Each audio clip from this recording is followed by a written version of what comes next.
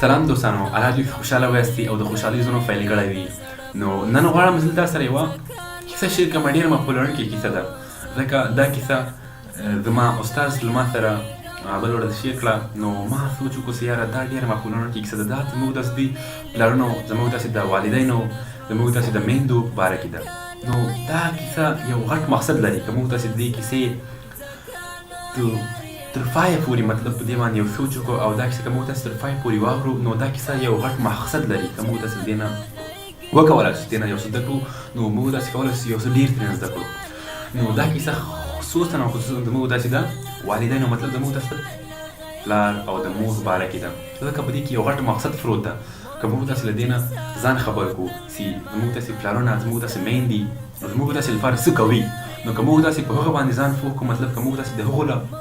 حالاتو له قدر نه خبر سو، نو دا به زموږ ته په ژوند کې یوه غټه کامیابي وي. نو نن چې دا کومه کیسه درسره شیر کوم، دا خصوصا د هغوی په باره کې ده، مطلب زموږ داسې پلار، زموږ داسې مور،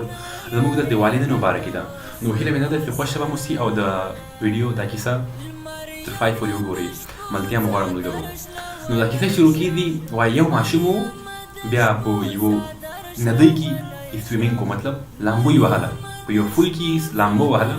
کله چې د لامبو وهله هلته، نو په هغه ځای کې دا اوبه راډېرېدلې، دا اوبه چې ډېرېدلې څوکه په څوکه باندې، نو دا د ماشوم لامبو سخته کېدله، هغه نه سوی کولی چې د همیشه غوندې لامبو وکړي په هغه ورځ باندې. نو دا ماشوم سختو سره مخ شو، په دا اوبو کې ډېر سختو سره مخ شو. نو په هغه ځای کې دی غرقېدو، په هغه ځای کې د یوه چیغه وکړه چې مدد مدد، خالي دومره ته غږ وکړو چې مدد. نو په هغه ځای کې یو سړی لار باندې روان و، دا لار باندې تېرېدو. نو کله چې دا سړي د ماشوم غږ واورېدو مدد، او کله چې هغه وکتل دا ماشوم غرقېدو، په هغه ځای کې دا سړي سوچ خیال هېڅ هم نه و، یودم یې اوبو ته جمپ ټوپ یې واچاو او د ماشوم ژوند یې وژغورو. دا ماشوم یې له اوبو نه راوایست. کله چې دا ماشوم له اوبو نه راوایست، له ډېرو سختو نه وروسته دا سړی روان سو، دا سړی روان سو خپل لارې. په هغه ځای کې دا ماشوم ورغی او له دې سړي نه ته ویل چې ودرېږه. سړي ورته ویل ولې؟ دا ماشوم ورته ویل چې مننه مننه. دا سړي ورته پوښتنه وکړه چې ولې څه مننه؟ دا ماشوم ورته ویل چې تا زما ژوند سیف کړو، تا زما ژوند وژغورو، نو د هغه لپاره ډېره ډېره مننه زه تا نه کوم. نو دا سړي ورته ویل چې نه، دا خو هېڅ غټه کیسه نه وله، خو لیکن یاد ولره دا یو څه، کله چې ته لوی سې، اوس ته ماشوم یې، کله چې ته لوی سې، بیا د دنیا ته، بیا د نړۍ ته ځان وښیه چې زما ژوند د ژغورلو وړ و. کله چې ته لوی سې، په ښه او بد پوه سې، د دې دنیا حالات وګورې، د دې دنیا له حالاتو نه خبر سې، بیا په هغه ځای کې خپل ځان یو وړ شخصیت وپېژنه، یا په هغه ځای کې دنیا ته ووایه چې زما ژوند د ژغورلو وړ و. د ذلت ژوند مه کوه، لیکن یو ژوند وکړه له کوم نه چې خلک یو څه زده کړي، له کوم نه چې خلک یو مقصد حاصل کړي چې یاره دې سړي هم ژوند کړی. لکه زموږ تاسې تاریخونه چې موږ تاسې وایو، او زموږ تاسې په دماغ کې یو بدلون راسي د هغو په ویلو باندې، یاره دغه سړي هم یو ژوند کړی دی، دنیا ته یو بدلون راوستی دی، ځان یې پېژندلی دی. نو هغه هم ورته ویل چې بیا ته کله لوی سې، بیا دنیا ته ځان وښیه چې زه یو وړ شخصیت یم،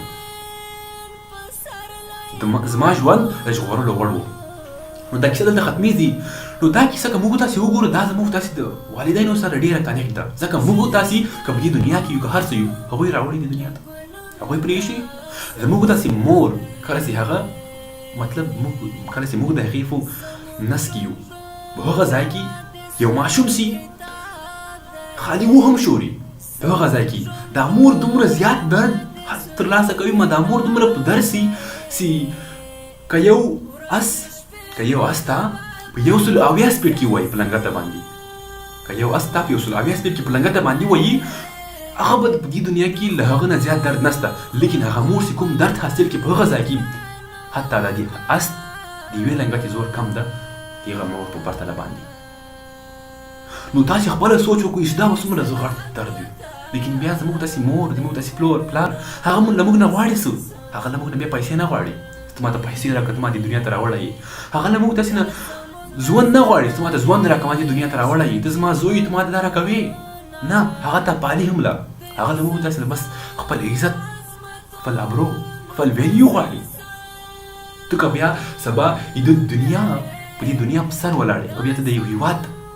ولسمشر یې په هغه ځای کې بیا ستا پلار دی سوچ نه کوي چې هغه بل څوک ده ستا پلار بیا دا سوچ کوي چې دا زما زوی ده دا زه یم هغه بیا په تا کې خپل ځان ویني هغه بیا په تا کې خپل ځان ویني ځکه ته د هغه زوی یې هغه ستا لپاره دومره سختې کړاوونه تېر کړي دي بې سوچ او بې خیاله یې یو غټ فول ته ځان اچولی ده تا دې ژغورلو لپاره او ته ژغورلی یې ته دنیا ته راوړی یې او تا نه یې هېڅ هم نه دي غوښتي حتی مننه یې هم نه ده قبله کړې تا ته یې ویلي دي چې ته باید خالي چې لوی سې بیا دې دنیا ته ځان وښیه چې زما ژوند د ژغورلو وړ و زه یو کس ومه چې زه باید ژغورل شوی وای ځکه زما پلار زه وژغورلم نو زموږ تاسې باید نن یو هدف څه وي بس د مور او پلار حق ادا کول هغوی دې دنیا ته موږ راوړي یو بس د هغوی حق ادا کول ده که موږ تاسې وغواړو چې په دنیا کې هر څه کولی شو پوسیبل دي هغه ممکن دي هغه ناممکن نه دي موږ تاسې کولی شو خو لیکن له هر څه نه مخکې باید موږ تاسې یو دا هدف هم ولرو چې زه دا څه کومه دا زه نه یم دا زما مور او پلار دي زه څوک یم ځکه زما مور پلار نه وه دنیا ته څه وړ راتلم نو دا زما مور پلار دي دا څه چې کوي دا زما مور پلار دي دا باید زما په هدف دا هدف زما باید په دماغ کې وي ځکه دا هر څه کومه دا دې فرسټ کریډیټ زما مور پلار ته ځي ځکه هغوی زه دنیا ته راوړی یم زه هغوی یو وړ کس جوړ کړی یم یو وړ شخصیت جوړ کړی یم زه هغوی نن دې دنیا کې ځلانده کړی یم دا د هغوی برکت ده نو دا که زه نن هر څه کوم دا د هغوی برکت ده نه دا زما برکت ده ځکه زه که هر څه کوم زه د هغوی له وجې یم نو زموږ تاسې باید په دماغ کې یو دا ماشوم هدف وي زما مور زما پلار زما لپاره څه کړي دي څومره سختې یې تېرې کړي دي هیا زه هم کولی شم چې دوی ته بېرته د دوی حق ور ادا کړم هیا دا به زما په ژوند کې څومره غټه هستي وي هیا دا به زما په ژوند کې څومره غټ ستره کامیابي وي که زه وکولی شم چې دوی حق ور ادا کړم دا به زما په ژوند کې څومره غټه کامیابي وي یو انسان که وکولی شي چې هغه خپل مور او پلار خوشحاله کړي د هغه په ژوند کې به له هغه نه غټه ستره هستي وي هم نه زما په خیال د هغه په ژوند کې به بس دغه یوه ستره هستي وي چې هغه خپل مور هغه خپل پلار خوشحاله کړي چې هغه د خپل مور او د خپل پلار حق وپېژني او حق یې ورپه ځای کړي لکه موږ داسې نن په خپلو چاپېریال او خپلو ټولنه کې وینو څه زموږ دا د سترګو تر مخ تېرېږي د خپل مور د خپل پلار سره کوم سلوک کېږي دا موږ داسې په ښه طریقه سره وینو نو دا که نن موږ داسې کوو سبا زموږ داسې اولادونه بیا هم موږ سره کوي نه د هغو لپاره د دوی د حق د ادا کولو لپاره باید موږ داسې باید دا یو په دماغ کې وي چې زه بس د خپل مور د خپل پلار د حق د ادا کولو لپاره هم زما یو هدف شته په دماغ یو ریزن لرم یو کار دې کولو لپاره دماغ خالي وجه دا نه ده چې زه باید کامیاب نه د یو کار دې کولو وجه دا هم ده چې زه باید خپلې مور ته خپل پلار ته د حق ور په ځای کړم چې هغوی دې دنیا ته راوړی یم او ما ته یې ویلي دي چې بیا ته لوی سې بیا ته یو ځان وښیه خپل ځان دې وښیه زما ژوند د ژغورلو دا نن زما ژوند د ژغورلو وړ په دې باندې و ځکه چې زه دا کولی شم دا زما د مور د پلار لپاره نه زما لپاره نه زما د اولاد لپاره نه زما د بچیانو لپاره نو باید دا زموږ داسې یو سټرونګ ریزن وي د کامیابۍ هدف مو باید یو دغه هم وي د کامیابېدلو وجه زموږ باید دغه هم ولرو په دماغ کې چې زما سره کوم سوي دي د رڼا طریقه پورې په څوړو باندې لوی سوی یم په څه طریقه سره زما خیال دی ساتلی ده او زه په کومه طریقه سره د خیال ساتلی شم دا هم باید زموږ ته د کامیابۍ یوه وجه وي که موږ تاسې باید سختې تېروو که موږ تاسې مشکلات تېروو که موږ تاسې بې خوبه شپې تېروو که موږ تاسې په لوږه شپې تېروو ورځې تېروو دا د هغو وجه باید نه وي زما د کامیابۍ وجه ده نه د هغه وجه باید دا هم وي چې زه د خپل مور د خپل پلار د حق د ادا کولو لپاره دا زه کوم پروا نه زه د وږی یم پروا نه زه تشه یم زه د بې خوبه یم لیکن زه باید دا حاصل کړم ځکه زما مور او زما پلار زما د امیدونو لپاره ناست دي زما کامیابي د هغوی کامیابي ده ځکه کامیاب سم بیا هغه سبا وایي چې دا زموږ زوی ده دا زموږ اولاد ده دا څوک نه ده بل څوک نه ده دا موږ یو نو که هغه په ما کې خپل ځان ویني زه باید په دوی کې خپل ځان ووینم زه باید د دوی خندا زما باید هدف وي د دوی په مخ یو ښکلې مسکا راوستل دا باید زما یو هدف وي د دوی خوشحاله کول دا باید زما هدف وي لیکن هیا نن موږ داسې په ټولنه کې دا ټول کوو د خپل پلار د خپلې مور حق ورپه ځای کوو موږ داسې په ټولنه کې نن سبا کوو نه نو په دې دنیا کې اول مور پلار دي بیا له هغه مور څخه دا ټوله دنیا ده که ته جهاد ته ځې بیا هم ستا سره به که د مور او د پلار مطلب سلا نه وي ته که شهید سي ستا شهادت نه قبلېږي د الله په لار کې خپل سر هم قلم کې که ستا سره د مور او د پلار سلا نه وي ته ستا شهادت نه قبلېږي نو ته دومره سوچ وکړه زه د الله تعالی جل پلار کې خپل ته د الله تعالی جل پلار کې خپل سر ورکوم هغه هم د مور د پلار سلا بې سوا نو هغه نه قبلېږي نو زما به نور څنګه قبلېږي نو دا باید زموږ داسې یو ریزن وي نو د ویډیو د کتلو نه یوه لړۍ مننه الله دې خوشحاله سوي باید سي او دا کیسه مو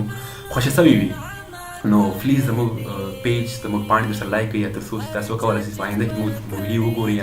نو یوه لړۍ مننه دومره وخت نه راکولو نه خوشحاله او آباد اوسئ یاریږم اوس په سر هر چا چې خپل کړي دي واړه په سر ځکه نه یاریږم اوس په سر ستا نوم مې لیکلی دی د زړه په سر